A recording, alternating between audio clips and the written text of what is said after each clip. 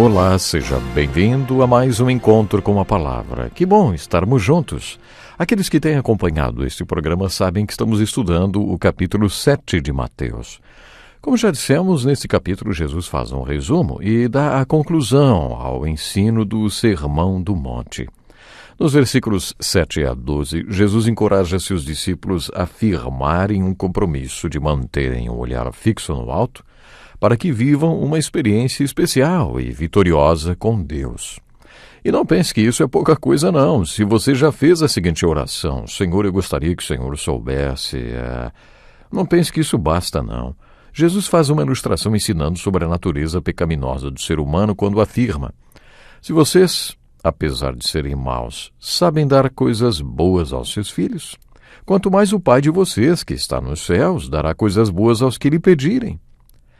Acho que podemos dizer que, dentro deste contexto, Jesus estava sugerindo que tenhamos um compromisso de olhar para o alto.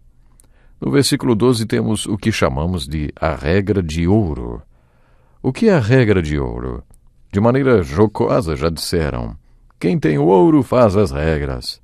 Preste atenção agora. A lei de ouro contida no versículo 12 do capítulo 7 de Mateus. Assim, em tudo, façam aos outros o que vocês querem que eles lhes façam, pois esta é a lei e os profetas. Em termos de relações humanas, essa é a melhor ética já ensinada. Mas o que ela ensina? Bom, primeiramente ela ensina que você tem que se colocar no lugar da outra pessoa. Esta é a parte mais difícil da regra de ouro. Coloque-se no lugar da outra pessoa, o que não é nada fácil, e depois faça a você mesmo a seguinte pergunta: se você fosse a outra pessoa, o que gostaria que a pessoa que você é agora fizesse? Depois de encontrar a resposta, coloque-a em prática. Isso resume toda a lei e os profetas, ou seja, toda a Bíblia em relação à ética humana que deve ser aplicada nos relacionamentos. Em outras palavras, Jesus está dizendo: olhem lá para baixo. Estão vendo toda aquela gente? Digamos que você seja o dono de uma loja e todo dia, quando olha lá para baixo, vê moradores de rua acampados em frente à sua loja. Coloque-se no lugar de um deles e pergunte: se eu fosse aquele homem, o que eu gostaria que acontecesse comigo? Quando você encontrar a resposta, coloque-a em prática. Isso é olhar ao redor. Jesus está encorajando seus discípulos a assumirem o compromisso de olhar ao redor. É claro, tudo isso funciona como uma rua de duas mãos. Os relacionamentos humanos são uma rua de duas mãos. Se você é branco e olha lá embaixo e vê um homem negro, o que acha que aquele homem gostaria que você fizesse? E quando você encontrar a resposta, coloque-a em prática, porque esta é a regra de ouro entre as pessoas de diferentes raças. Você olha para baixo e vê sua mulher. Se você fosse ela, o que gostaria que o marido fizesse? Ah, é? Então faça isso para sua mulher, porque esta é a regra de ouro das relações conjugais. Você olha lá para baixo e vê pessoas de outros países, o que você faz? Talvez aquelas pessoas venham de lugares marcados por pobreza, fome, perseguição. Coloque-se no lugar delas e pergunte-se o que você gostaria que alguém como você fizesse. O que você acha que aquelas pessoas gostariam que alguém como você, próspero e abençoado e seguidor de Jesus, fizesse? Quando você encontrar a resposta, coloque-a em prática. Esta é a regra de ouro de missões. Pratique-a, porque é assim que você cumpre o compromisso de olhar ao redor. É claro que, genericamente, você olha para baixo e vê pessoas não salvas que ainda não experimentaram o milagre da salvação e da regeneração. São incrédulas, que não têm a vida eterna que Jesus veio dar. Elas não têm a qualidade de vida que Deus quer para o homem. Coloque-se no lugar delas. Você também um dia esteve perdido, cheio de trevas, e trevas muito densas. Agora coloque-se no lugar de alguém naquela situação. O que você acha que uma pessoa naquela situação gostaria que você, que já tem Cristo e que encontrou descanso em Cristo, na sua paz, que já se encheu do amor, alegria, paz e de todos os frutos do Espírito, fizesse? Depois de descobrir a resposta, coloque-a em prática, porque esta é a regra de ouro para missões da igreja. Esse é o propósito final da igreja. Já ouvi a seguinte frase: a igreja é a única organização no mundo que existe para benefício dos não-membros. E é isso mesmo. Um dos propósitos mais importantes da igreja é ser um veículo de missões. O propósito da igreja é ser uma organização missionária. Pronto. E é isso que Jesus estava dizendo nesse ensino. Ele estava recrutando discípulos. Ele os comissionaria logo depois que descessem do monte para serem apóstolos, ou, em outras palavras, enviados ou missionários. Depois, Jesus faria um treinamento de 3 anos com eles e, ao final, ordenaria a grande comissão, na qual lhes disse: portanto, vão e façam discípulos de todas as nações, batizando-os em nome do Pai, do Filho e do Espírito Santo, ensinando-os a obedecer a tudo que eu lhes ordenei. E eu estarei sempre com vocês até o fim dos tempos. Esta foi a missão dos 12, entregue há 2000 anos, e os 12 deram origem à igreja quando implementaram esta missão. Hoje precisamos voltar às origens da igreja e enxergá-la na sua forma pura e entender que a missão da igreja sempre foi cumprir a grande comissão. Certa vez, o Dr. Robert Glover disse que a grande comissão é a constituição da igreja e que, como qualquer outra organização, precisa cumprir todos os termos desta constituição para que continue a existir e a funcionar. Eu concordo plenamente com esta afirmação. Foi por isso que, ao encerrar este retiro, Jesus falou nos primeiros 6 versículos deste capítulo sobre assumir um compromisso de olhar para dentro. Tem muita gente que jamais olha para dentro.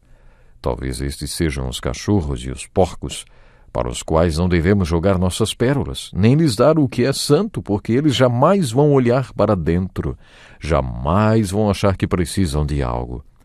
Você não pode ministrar para todo mundo indiscriminadamente, mas deve cumprir o compromisso de olhar para dentro de si mesmo e aplicar esse ensino primeiro na sua vida e depois na vida das pessoas que estão no sopé da montanha.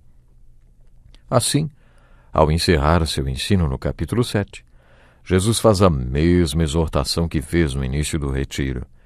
Comprometa-se a olhar para dentro. No início do retiro, Jesus disse que olhássemos para dentro e apresentou as bem-aventuranças. Agora, ao final do retiro, ele diz: comprometa-se a olhar para dentro. No capítulo 6, Jesus exortou seus discípulos a olharem para o alto e manterem as disciplinas e os valores espirituais que vêm do alto da montanha e que mantêm o olhar deles para o alto. Agora, nos versículos de 7 a 11 do capítulo 7, a exortação de Jesus é para que haja um comprometimento de olhar para cima. Você tem que olhar para cima. Esse olhar tem que ser contínuo e perseverante. Você tem que ir até Deus regularmente, sempre, e manter o olhar para o alto, para poder ministrar a outras pessoas.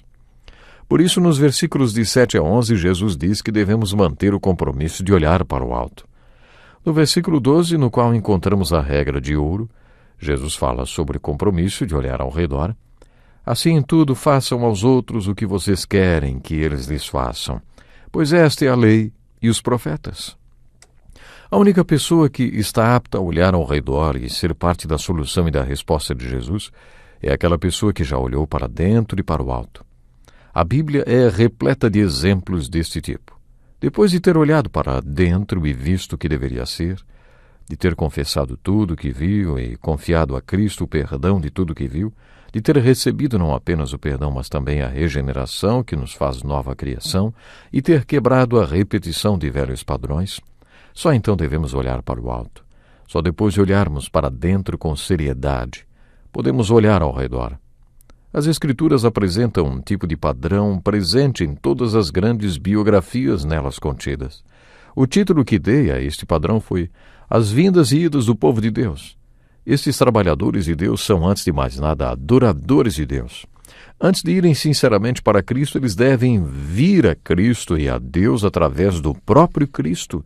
Só depois de experimentar uma vinda a Cristo, frutífera e sincera, eles podem experimentar uma ida para Cristo, frutífera e sincera.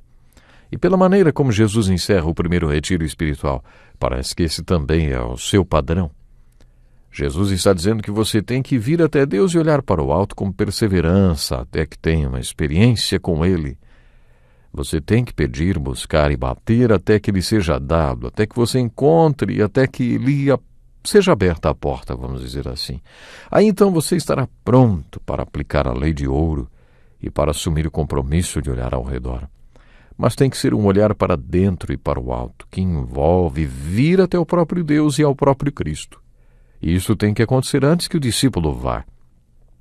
Uma das razões por que esta ida se torna infrutífera é porque muitas vezes as pessoas apenas vão, sem nunca terem vindo até Cristo. O convite de Jesus para o primeiro retiro cristão se constitui uma vida muito importante. Nessa vida, olhe para dentro e para o alto e só depois vá. Vá para Jesus Cristo e seja parte da sua solução e da sua resposta. Seja o sal da terra e a luz do mundo. Assim brilhe a luz de vocês diante dos homens, para que vejam as suas boas obras e glorifiquem ao Pai de vocês que está nos céus. Sabe, quando vamos até Cristo, encontramos algo especial. Sempre. Esta é uma regra. Podemos dizer que esta é mais uma regra de ouro. Se você for até Cristo, você jamais vai sair do encontro com Cristo Jesus de mãos vazias. Ele sempre tem algo especial para aqueles que demonstram vontade, aqueles que demonstram, sim, a necessidade de ir até Ele. Através da Bíblia Sagrada, nós podemos garantir a bênção de Deus e está sempre disponível para aquele que está com o coração aberto, para aquele que se aproxima de Jesus Cristo e quer receber algo da parte dele. O Senhor Jesus sempre tem prazer em dar. Ele tem prazer em transformar, em dar uma vida nova, em regenerar. Olhe para o exemplo de Zaqueu. Zaqueu sentiu que era hora de fazer algum tipo de mudança na vida. E para que essa mudança fosse real, ele sentiu desejo de marcar um encontro com Jesus. Nem que para isso teve que subir na figueira, correndo riscos. Era um homem famoso, muita gente o conhecia. Tinha dinheiro, apesar de ser um ladrão, mas tinha dinheiro.